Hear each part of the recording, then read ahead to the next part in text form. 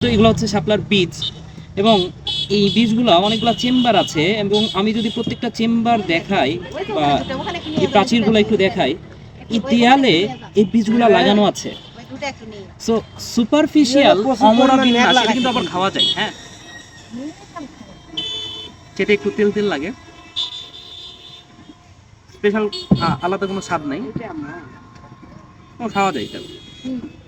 তো এই যে দেয়াল, এইখানে দেয়ালে প্রস্থ প্রাচীর বলা যেতে পারে। সো এই জায়গাগুলোতে যে বীজগুলো লাগানো অবস্থায় থাকে, এই ধরনের অমরা বিন্যাস, আমরা তো জানি যে ডিম্বক থেকে বীজ তৈরি হয়, তাই না? সো বীজ দেখে আমরা এটা বুঝতে পারি ডিম্বক। এটা আগে কি ছিল? ডিম্বক ছিল। সো ডিম্বক যদি প্রস্থ প্রাচীরে লাগানো থাকে, সেই ধরনের অমরা বিন্যাসকে বলা হয় সুপারফিশিয়াল অমরা বিন্যাস।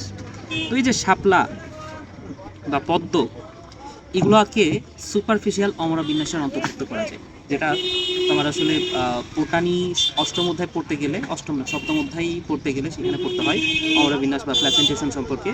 তো সুপারফিশিয়াল অমরা বিন্যাস যারা চিন্তা না, তারা কিন্তু এখন আশা করি বুঝতে পারতেছে যে শাপলা অথবা পদ্ম এগুলার দেয়ালে এই বীজগুলো লাগানো অবস্থায় আছে। এটা হচ্ছে সুপারফিশিয়াল অমরা বিন্যাসের উদাহরণ।